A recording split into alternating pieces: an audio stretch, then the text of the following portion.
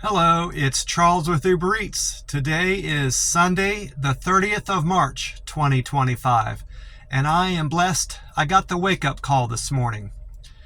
Right now it is 4:46 in the morning, and sunrise time today is 7:26 a.m. According to Google, I checked the weather report this morning, and they said it's 75 degrees right now, and they are calling for a high temperature of 90 degrees and sunny skies all day.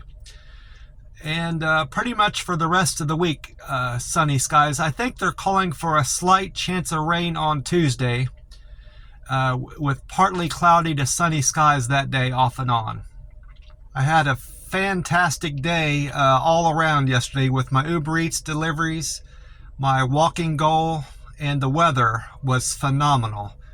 Sunny skies all day yesterday, warm, and a light breeze. Just beautiful weather down here in McAllen, Texas area right now, Hidalgo County. Fantastic weather. Something I did forget to mention in yesterday's video that I had noticed on my Uber Eats app. My cancel rate had been recently at 2%. They factor that out of the last 100 deliveries that you make. And what a cancel rate is whenever you pick up an order and you're already en route to that order. You know, you've taken it and said you're going to do it, and then for whatever reason, you decide to drop the order. It might be some of the choices that you can make on the app for canceling the order is that it's too far, the restaurant's closed, they can't complete the order. It's something that's more or less a decision that you've made, not something that's in your control, that's out of your control. You know, like if you go to a restaurant and someone's already picked up the order, that I don't believe counts as a canceled order. I don't do it a whole lot, so I'm not completely versed on it. But I wanted to get that back down to zero, or at least down to 1%. Well, I'm at 0% canceled orders now, so I'm happy about that. Occasionally, I'll get a message from Uber Eats that my cancel rate is higher than other drivers in the area. That concerned me whenever they started messaging me that, and I looked it up on Reddit and other message boards and information on the internet, and you can't get in trouble with the app or lose your privileges with Uber Eats until you're like at more than 50% canceled rates or something like that. Your cancel rate has to be very, very high, well beyond 2% anyway, for you to start getting in issues with the app. So I wasn't concerned about losing my privileges with the app, but I still wanted to get down to zero, and I'm there now. Quite happy about that. Something I noticed yesterday, between when I had downtime with the Uber Eats deliveries, I oftentimes listen to the radio, the AM station that I listen to here in town, and I watch some YouTube videos. I kind of fooled around with the app a little bit and looked at some of the metrics on there to see if anything else had improved beyond just my cancel rate going down to zero. And I noticed that I had gotten some more customer compliments. I can't really read what they are, but at the bottom of one of my my pages, it tells you how many customers are commenting on certain aspects of your service. And that stuff had changed. There's 5 metrics that they measure, and they are delivered with care, quick and efficient, friendly service, perfect handoff, and great communication. I took a snapshot of all those numbers. That it measures how many customers comment on those different things in their statement about you. Well, those numbers had went up. Every single one of them had went up. So approximately 4 or 5 measurements. So I've gotten at least 5 compliments since the 5th or 25th of this month. And that tells me that I'm getting 5, I've had 5 thumbs up recently. So pretty soon, maybe by the end of April or the beginning of May, I'll see my customer satisfaction rate go up. Right now, I'm at 98% customer satisfaction. That means I've gotten 2 thumbs down in the last 100 customer surveys. So I'm going to continue to ask people to rate my service in the app, either verbally or through a text message. I kind of play that by ear. Of course, if I've got a customer that's wanting their order dropped off at their door and I'm taking a picture of the order, I have no opportunity to speak to them directly. So every single one of them, I'm going to ask them to rate my service in the app and tell them I would greatly appreciate it. Or I like getting feedback from customers, something like this. I always customize the message. So it's not something that I'm just sending out a blanket statement. I want to personalize it to the customer. And if I feel comfortable enough when I'm meeting the customer at the door, wherever they're having their food dropped off, I kind of gauge the situation and decide if I'm going to ask them in person. I've asked several people in person at this point, so I feel more comfortable doing that. And I've gotten a great response, obviously, because people are giving me more people are giving me thumbs up in the app, so it's helping out it's going to eventually help out my customer service rating and get it up to 100. That's my goal anyway. I thought I had all doubles yesterday. I've been keeping track of what orders I take throughout the day, and then if I'm on the route to, say, like Taco Bell or Taco Palenque or something like that, and then I drop it off. Before I drop it off at the customer's house, if I pick up another order, that counts as a double, because I haven't completed that order yet. Well, I keep track of that throughout the day yesterday, I have been the last week or so. I thought I had all doubles, but according to the app, I had a Starbucks single yesterday. And yesterday's deliveries went like this. I started off the day with a Taco Palenque, and then before I had completed that order, it was a Taco Palenque and Cracker Barrel order.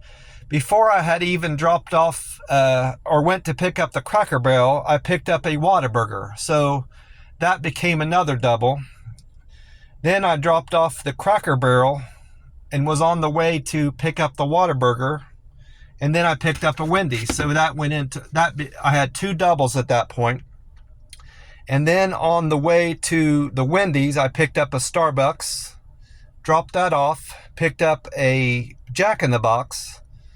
And then that led me into my best paying double of the day. After the Jack in the Box, on the way to the Jack in the Box, I picked up a Laredo Taco, and that double paid me $18.05. That was my best paying double yesterday. And then I ended the day with 2 more doubles, a Nothing But Cakes Chick-fil-A double, and then a Stripes and Wingstop double. That Nothing But Cakes, for whatever reason, is still in my app, showing that it hasn't been tipped out yet. The tip hasn't been approved. I gave that customer great service as far as I can tell, so I'm assuming that it's going to go through without the customer, tip baiting me or reducing my tip for whatever reason. Nothing But Cakes orders always take 24 hours to go through. I think that's why it hasn't shown as completed through my app. It's something with that company and how they handle Uber Eats deliveries for whatever reason. That's just how they are. Lowe's and Home Depot seem to do the same thing to me whenever I do deliveries to them, which I'm trying to avoid them also. Especially Lowe's. Just like with Walmart, I've had nothing but trouble with Lowe's deliveries. The last Lowe's delivery, I was picking up a furnace filter, and it was showing that I wasn't the delivery person to pick up the order. Someone else's name was on there. I think it said David was supposed to be the delivery driver to pick up the furnace filter for a customer. And it was a great paying delivery. Otherwise, I would have just dropped it because they were giving me such a hassle at the store. but it was, I don't remember exactly how much it was, but it was more than $10. It was like $11 or $12, I believe. And I wasn't about to just drop it because it was such a good, it was good money. But I had to wait. So I had to wait almost 25 minutes on it. I wasn't busy. That's why I didn't drop it also too, but got it all. I had to call support, Uber Eats support, and then they in turn called the store to let them know that Charles was supposed to be the one picking up the order, and then they released it to me. But after that, I've just decided not to do Lowe's either because it's just a headache. I've had other unrelated issues. It wasn't just that. I've had other trouble at Lowe's stores in the past too. They take so long to get the order together in other times. And then another time, this wasn't store related, it was customer related with Lowe's. They gave me poor directions to drop off their order from Lowe's, and I just don't want to do Lowe's or Home Depot or Walmart's anymore. I was watching, while I'm thinking about the customer service scores and improving your score, I watched a YouTube yesterday about Uber Eats, improving your Uber Eats service. It was a Uber Eats driver doing his YouTube. He says he asks his customers to give him a thumbs up. I don't necessarily agree with that. You shouldn't persuade a customer to give you a thumbs up. Just ask them, to rate your service in the app. That way you're not it's not like you're begging for good scores. You want the customer to give a genuine appreciation of your service. If they weren't happy with it, they could also go in there and give you a bad score. Once you've asked them for your service, you're not prompting them to just and sitting there begging for a good thumbs up or thumbs down. I don't agree with that aspect of that guy's YouTube video. He had other good tips on there in terms of just making better money and better tips with the app, but it wasn't all. I don't think it was all good information. But anyway, like I said, I had a great day with the Uber Eats app money-wise. I only need to make $32 today to make my goal for the week. So that's going to be a piece of cake. I'll most likely have that before 10 or 11 o'clock today. Easy. I'm going to continue delivering beyond that, of course, into the afternoon. But no worries with making my money today. Going to be a piece of cake day. After my deliveries yesterday, I did do my 5-mile walk. I felt great. I wasn't entirely sure how I was going to feel on account of my fasting. I fasted all day yesterday. I ate at 2 or 3 in the afternoon on Friday. Fasted all day yesterday, and my intentions are to fast all day today. Normally, I would be breaking my fast around 2 today. That'll be the 48-hour mark for my fast. I've been doing rolling 48-hour fast for at least a month now. I was inspired to do that by Jerome. He has a YouTube page called Finally Fasting. He does these 48-hour fasts. He does most of his fasts are quite longer, like 60-hour fasts, 72-hour fasts, and even longer. He does some 4-day fasts on there.